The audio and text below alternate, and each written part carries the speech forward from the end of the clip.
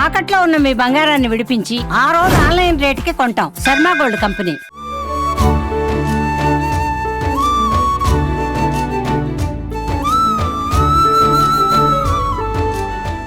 శ్రీవాణి దర్శనం టికెట్ల విషయంలో టీటీడీ కీలక నిర్ణయం తీసుకుంది.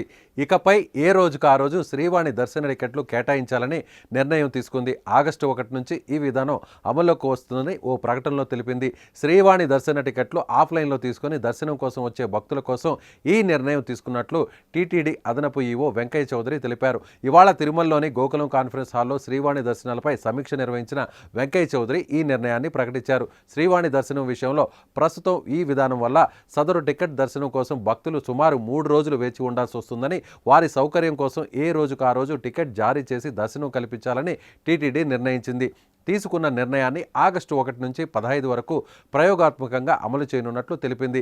ఇక తిరుమలలో ఉదయం 10 గంటల నుండి మొదట వచ్చిన వారికి మొదట ప్రాతిపదికన టికెట్లు జారీ చేయాలని, టికెట్లను పొందిన శ్రీవాణి భక్తులకు తిరుమలలోని వైకుంఠం క్యూ కాంప్లెక్స్ 1 దగ్గర అదే రోజు సాయంత్రం 4 గంటల 30 నిమిషాలకు రిపోర్టింగ్ టైం ఇవ్వాలని టీటీడీ తెలిపింది. మరోపక్క రేణిగుంట విమానాశ్రయంలో ఉదయం 7 గంటల నుండి దర్శన టికెట్లు కోటా ఉన్నంత వరకు ఇవ్వాలని, యథావిధిగా తిరుమలలో ఆఫ్లైన్ ద్వారా 800 టికెట్లు, రేణిగుంట విమానాశ్రయంలో 200 టికెట్లు జారీ చేయనున్నట్లు తెలిపింది. ఇప్పటికే అడ్వాన్స్ బుకింగ్ ద్వారా అక్టోబర్ 31వ తేదీ వరకు ఆన్లైన్లో శ్రీవాణి టికెట్లను పొందిన భక్తులకు యథావిధిగా ఉదయం 10 గంటలకే దర్శనానికి అనుమతించనున్నట్లు టీటీడీ స్పష్టం చేసింది.